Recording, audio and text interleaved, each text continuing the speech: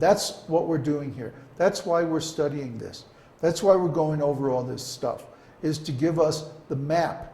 So just like if somebody wants to go on vacation, they look at the map and they say, oh, this looks like a nice place, you know, right by the beach or up in the mountains or wherever it is they want to go. And then they can get in their car and they can go to that place and enjoy their vacation. Similarly, when we want to transfer our existence to the spiritual world, we need a map. How do we get from here to there? What are the levels? What are the stages? If you read Brihad Bhagavatamrita, it discusses the elevation of a devotee from just being an ordinary young boy in the material world all the way to Goloka Vrindavan and all the different stages that he goes through. It's like a map of the spiritual world. He goes through every one of these levels that we're talking about this morning. These aren't just theory, they aren't just, how can I express it? It's a real place. These are real people. Sankarshan, Pradyumna, Aniruddha, they're people. You can have relationships with these people. They're all different aspects of God. And they're all intimately involved in our existence because their Shaktis are the three modes of material nature. One by one, we have to meet them, confront them, overcome the Shakti, reach the source of the Shakti, and engage in his service until we are awarded release from these three modes of material nature. These are persons. They're very powerful persons. They have to approve us, or we don't get out of this material world. We have to pass their tests. It's not that you just sit there and chant and somehow magically everything happens. Well, in a way it's like that, but it's not automatic. You have to do it. You have to know what you're doing. This is a science. This is not religion anymore. This is spiritual science. You don't just believe and then Santa Claus drops it down the chimney on Christmas Eve. It doesn't work that way, people. That's why so many devotees are not becoming self-realized. They have this Western religious Santa Claus idea about God. No, it's personal, it's direct, it's intimate. Our devotional service has got to be to a person. So we have to know who these persons are, what their relationships are. It has to be real. Is there another question? From Florian. From Florian, How can we find out our desires and natural tasks in the spiritual world? Don't we need to attain self-realization to understand our nature and real desires? It all goes together. It all goes together. It's just like, let's say I decide I'm going to learn music. What instrument do I learn? Or what style of music do I learn? Well, there are a number of factors.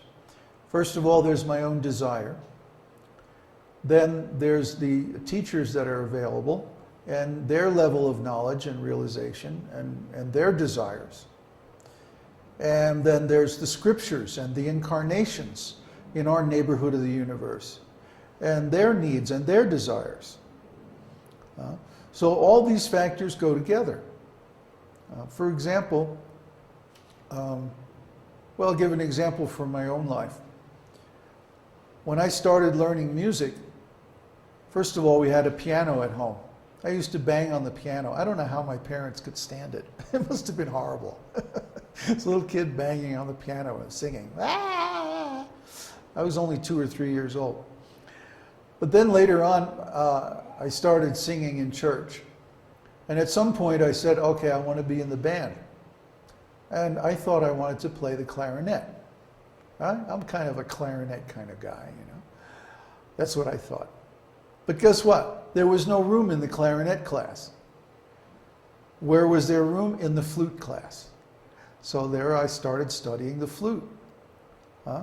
Even though my desire was to play the clarinet, I didn't know anything really. I had no experience. I just had an idea. So I wound up playing the flute. And one thing led to another, and by the end of high school, I was the first flute player in the all United States high school band. So you never know where things are going to lead sometimes. We have a desire to do one thing, but the conditions and the situation lead us in another direction. But actually, I wanted to be a composer.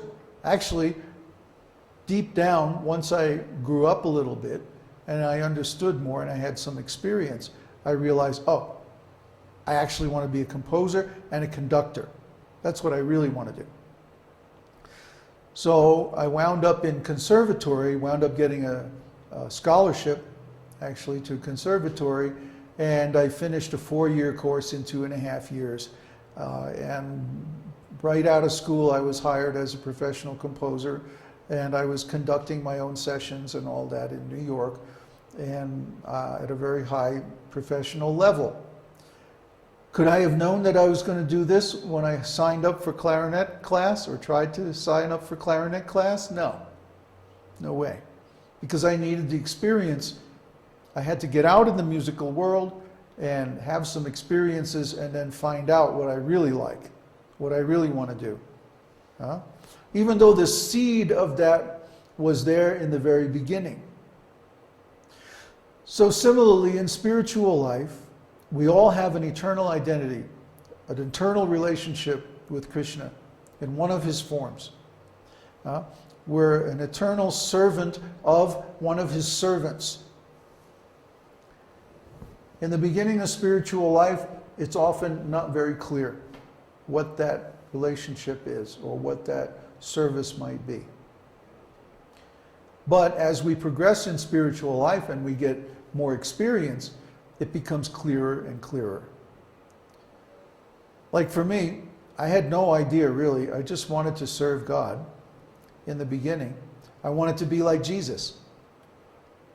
And then gradually, as I got more experience, I realized, no, not exactly like Jesus. I want to be more like some kind of scientist. Able to explain all this stuff very scientifically. And then, when I actually joined the temple, within 2 or 3 weeks of joining the temple, I realized, oh, actually, my relationship is in conjugal love. That was the realization, and it happened very quickly once I reached a certain point. Then that developed over many years, about 20 or 30 years, and it got more and more and more detailed until finally I got Krishna Darshan, and then within 1.5 years after Krishna Darshan, I had realized everything completely. But it's a gradual process. It's like any kind of learning process. In the beginning, you don't know exactly what you want. You know, I suppose some people do. But actually, I feel sorry for people like that. You know, the kind of people who say when they're 6 years old, I want to be a doctor. And then they put themselves through college and medical school, and, 25 years later, they're a doctor. You know, of course, these days you have to choose a specialty and all that. But I mean, in general, there are some people who know what they want to be very early in life, and then they go ahead and do that. But like I said, I feel a little sorry for them because it's like they're becoming crystallized. It's like they're freezing. I want to be this. I want to do that. And then even though they gain more experience and more knowledge as they get older, they don't really change, or they don't really evolve that idea very much. That indicates to me a lack of imagination, a lack of an intelligence, and a lack of personal growth. Because I know from my own experience that my idea of spiritual life, or even material life for that matter, wasn't very detailed. It wasn't very accurate. In the beginning, it was only approximate, very approximate.